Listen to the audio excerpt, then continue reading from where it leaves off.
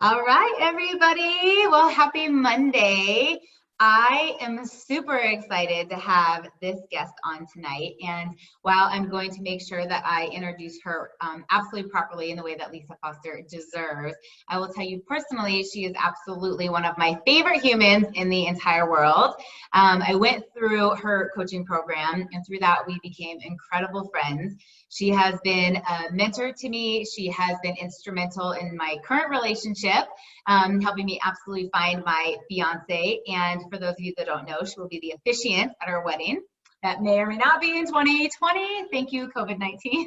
But she's just a doll. She's fun. She's a mama.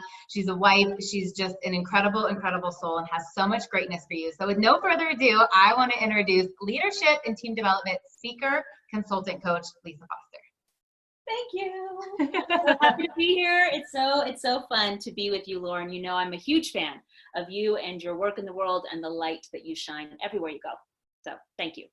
Well, thank you. So for those of you that are popping on and watching that may or may not be familiar with the Monday Makeovers, I love to find incredible people in my network and have a platform where they can kind of share their story and also be able to inspire others who might be lost, maybe looking for something, a little bit of belief and a little bit of inspiration. So Lisa, a lot of people I know watching right now do not know you, don't know a lot of your past, and for whatever amount of detail you want to share, I would love for you to just kind of introduce yourself and how you led into a corporate America path, and ultimately what led you down to owning your own business. Like, what events happened and how did you end up with the incredible career that you have right now? Yes, well, I actually didn't start in the corporate world.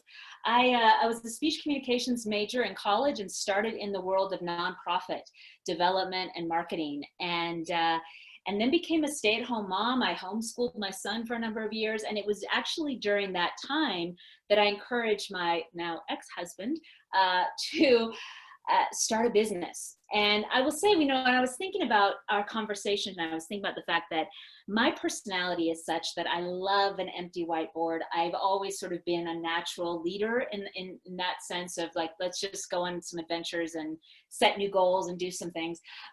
So I was actually the one to encourage my ex-husband to quit his job, to live off savings, and to go for it. And so we did, and it actually turned out to be fairly successful. And during that time, I actually started a nonprofit. So I shifted out of homeschooling my son and started working with orphaned children in Zimbabwe. And so that was another very entrepreneurial adventure, the scariest thing I've ever done. And ended up transitioning that a few years later. We're talking about 2010, 2011 now. And at that time, or soon after, I actually started my first business with a business partner. And so we ended up, we put together workshops for small business owners, helping them move through their limiting beliefs to find their unique contribution in the world. And so during that time, I have a history of coming out of a very abusive family, childhood sexual abuse, that kind of dynamic. And so I would actually share my story at these retreats for business owners. And this was before Me Too and all of that. And what I discovered is that people would come out of the woodwork and share their stories, even as business owners and even in that kind of context.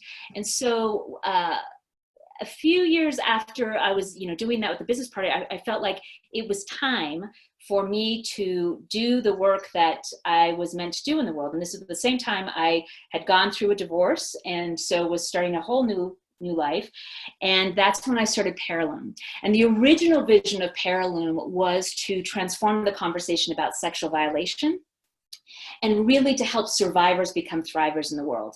As part of that, I had as a centerpiece, as you know very well, Lauren, my strengths and personality work. So I integrated 3 personality assessments: the Enneagram, Myers-Briggs, and Clifton Strengths, or Strengths Finder, and began that work on my own.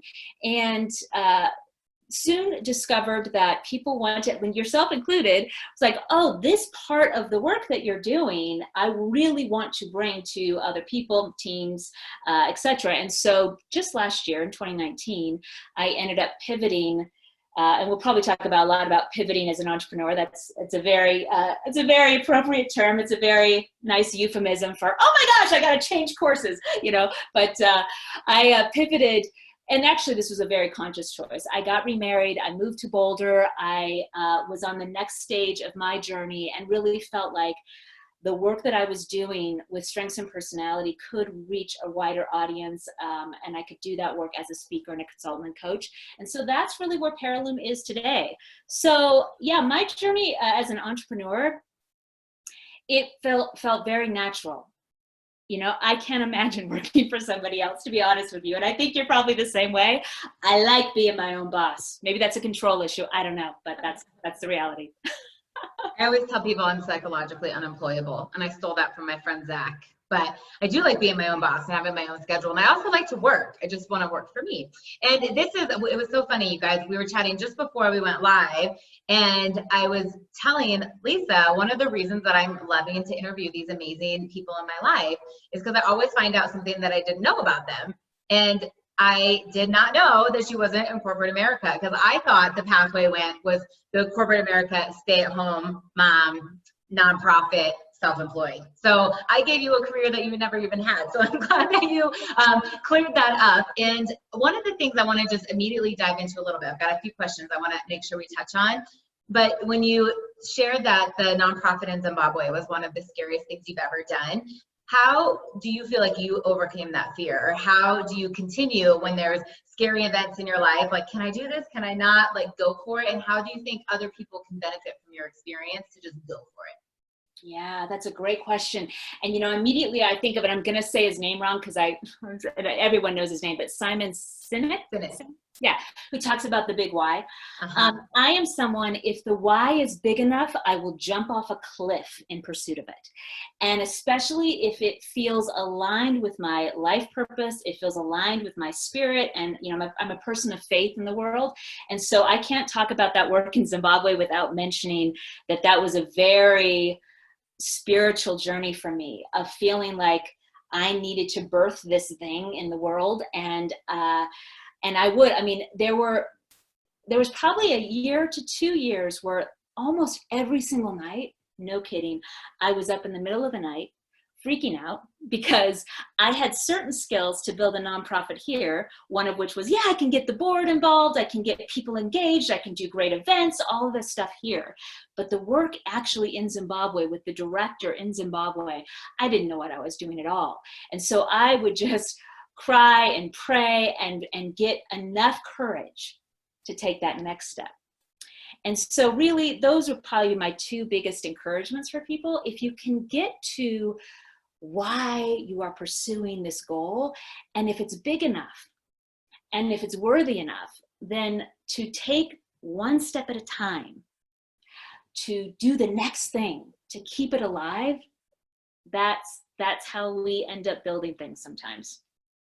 I love it. And I hope that those of you watching or listening right now can even think about a time that you thought you were going to go do something and it didn't happen, right? I mean, so many New Year's resolutions are like that. Oh, I'm going to do this, I'm going to do that. And then it just dissipates. But then there was something in your life that it was like almost effortlessly, even though it was harder than other goals that you've had in the past, you just were able to make it happen and you got rock solid. And that's a lot of what Lisa's referring to, is that this why and this drive that's inside of you. And just as a story, you guys are going to learn something new about me, but I was a smoker. I smoked cigarettes when I was younger, in middle school and high school. And as I got into college and I didn't want to be the bad kid anymore, and I wanted to be the good kid, I wanted to quit. And I think about times in high school, I was like, I'm going to quit smoking. And I was one of those like, okay, well, I'll only smoke when I drink, or I'll smoke less. And of course, I never quit, because exactly what Lisa's talking about, that why wasn't big enough.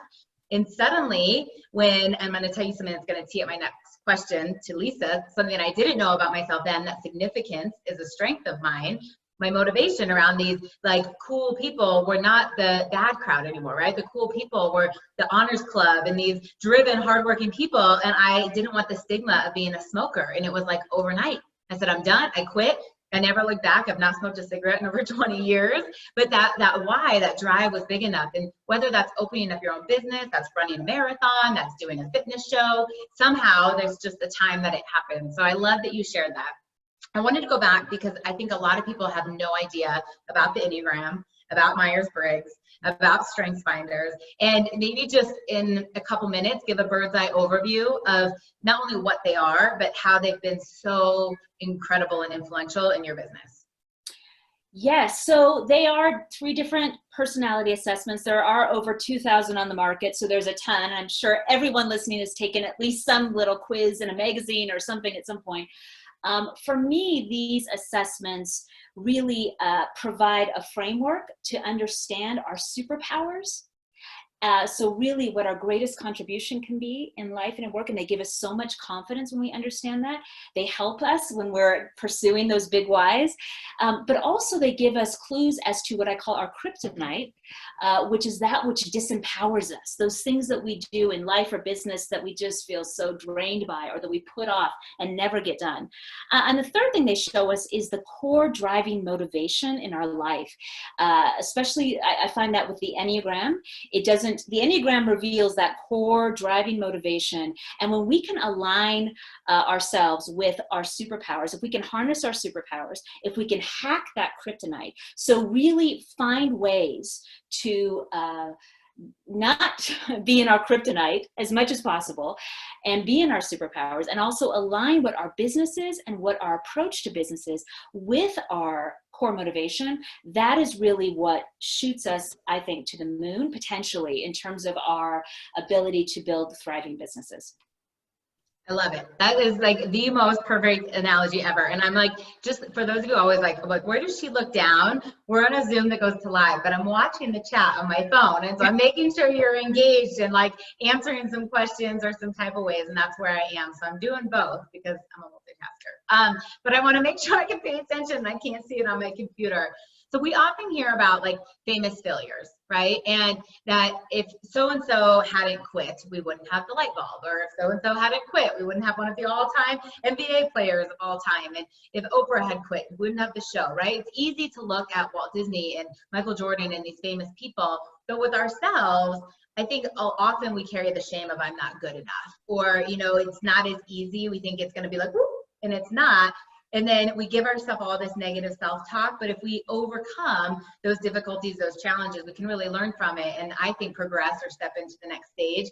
Could you share maybe 1 or 2 stories of a famous failure? I don't like that word, but a time where it was tough or it wasn't going as planned and how you persevered and where it led you? Yeah, I love that. I mean, the famous failures, I mean, that makes it sound bigger than what some of these moments are for me, but sometimes it is the smallest of moments that actually are the doorway to the biggest breakthroughs. And one of my biggest disappointments has really, well, there was one in particular. I'd given a TEDx talk in Denver a few years ago, and then I thought I had the opportunity. I was in the like finalists to do one in Boulder when I'd first moved to Boulder. So this is an example of this. And I was in the final interviews, and I had myself convinced that I was going to give another TEDx talk to a bigger crowd. And I was going to do something beyond the conversation about sexual violation. And so when I did not get selected, I was really disappointed. And it really took me down. Like I would say took me down in the sense that I was in that trough, if you will, of disappointment for a couple of weeks. And I remember just like, what is going on? And really what it showed me, which is something that I'm learning, I've really learned through having this business, is I had this idea that if I was really good, especially as a speaker, that the red carpet would be rolled out for me. That suddenly it's like someone would discover me and make it freaking easy. You know what I mean? Like I wouldn't have to do the day in, day out, get up in front of crowds where it works, sometimes it doesn't, make mistakes, learn how to refine my content, all the things that I have learned since getting disappointed about that particular talk. I've had lots of other disappointments where I haven't been selected or I filled out the RFP and it didn't come through and all of that kind of thing. But the big takeaway from me is you just keep showing up. And if you just keep showing up, I am getting better as a speaker. I am learning what I need to learn. And now when I look at some of the opportunities I have now that I wanted 2, 3, 4, 5 years ago, I'm like, oh, I couldn't have handled that opportunity. I wouldn't have known what to do with that opportunity. I would have blown that opportunity. And so I'm learning to just stay in the game, even when my ego wants to tell me, well, if you were better than you are, you would have this would be faster. Because I will tell, like we talked about the Enneagram and some of these things, my type is an achiever. So I constantly set these huge goals and never quite make them, or even when I do, it's like I'm on to the next one. And so my life journey is to find my worth and acceptance as I am, and to be content with what is right now. So that's my little or big, whatever, failure. No, it's good. And the disappointment is probably a better word. And I agree with a lot of those things about the importance of consistency, the importance of mastering your skill. I mean, people look at Tony Robbins, he didn't just wake up that way. I mean, that's a lot of work and a lot of perfection and habits and discipline that goes into it. But the other that I heard you say that I love is there was still vision. Right? That you saw the opportunity. And a lot of times we stop dreaming. We stop thinking about possibility. We put ourselves in these little molds or boxes of this is what you're meant to do. And this is, what you're supposed to do. And, Lisa kept saying, nope, this taught me this, so I can go that way. And I'm learning this to go that way. And I love the fact that you had the vision to be a TEDx speaker, a TED Talk speaker, which then has, proliferated everything else. And I would encourage anyone listening and watching to really create the vision. And whether that's a vision of a trip you want to go on, that's a vision of your ideal body, that's a vision of an amount of money you want to give away to charity, if that's a vision of your ideal dream job, it's something. And then who do I need to surround myself with? What do I need to learn? What do I have to do in order to get there? And that's exactly what you've done. So one of the next things I actually wanted to ask you was, who are some of the most influential people that have played a role in your journey, either that you actually know and have friendships with, or are more like celebrity type figures that have inspired you, taught you something, or what were resources that have been a game changer for you in your successful career? Yeah, I appreciate that question. It's funny, I am not one of those people that has sort of that one or two, those heroes that I've, read everything of theirs. And I'm not one of those people. I would say the people that inspire me in terms of life, in terms of the kind of human I want to be, are the people that I know personally, yourself included, that are doing their internal work and that are really teachable, and there's a humility to them, and they get, from my perspective, they get what life's about. And the older I get, the more that I walk through, and particularly in this moment of a global pandemic and all sorts of things, and losses and grief, to me, it's about love and connection and contribution. And the people that inspire me the most are the people that get that. That at the end of the day, it's who you loved, and how did you love, and who did you actually see? Were you all about being seen? That's what really deeply inspires me. In the business world, there's certainly authors that I've read a number of their books. I'm a fan, of course, of Jim Collins, kind of who isn't, but he's one of those people. And when I just heard an interview like a year or two ago on the Tim Ferriss show, that is a podcast I do enjoy. And there's just such a humility to him when he talks about this idea of the level 5 leader, who really is a leader that is about the vision, that is about the people, and not just about ego. That's the kind of stuff that inspires me. Not all the flash and hype, but the deep-hearted connection and contribution. I agree. And you need, or I'll gift it to you and I'm done. You need this book. Okay. I just got it and just started. And it's because Jenny told me about it, and I heard 2 other girls talk about it. So I said, okay, I'm going to get it. But it's the vision-driven leader. And it all comes from a heart. So I love that. And, for those of you that are looking for even some direction, or maybe don't run with a circle that's as influential or positive, I personally am a huge fan of Jay Shetty. I know that Lisa not recognized. What is it you talked about his book? Simon Sinek. However, she referenced, that's the word. Gosh, I'm like, what am I trying to say? She referenced him. That's a great one. But Jay Shetty, if you don't know his story, he studied as a monk, and it literally is one of the most driven people in terms of how can he help others and leave his impact on the world. And I love that. So before I wrap up with the final question, I want our viewers and listeners to be able to find you. So please take a moment, and whether that's your website, that's your social media, however you want people to get in touch with you. If they're looking to have a speaker come into their office, they're looking for some type of team development training, if they're looking to go through a coaching program, how can they get a hold of you? And what are your services or packages? We talk a little bit about that. You deserve to share it with the world because you're amazing. Oh, well, thank you. Yes, so, well, my website is Paralume.com. That's P-A-R-I-L-L-U-M-E. And the services that I offer, I absolutely keynote speak, workshop speak, really around how to crack the code on your teams and in customer service and sales. And so that's one offering that I have. The other is I come in and do deeper dives with teams. And so I will come in and do individual sessions with teams and then do team training so that they can all understand and align their superpowers in pursuit of that mission and vision of that company.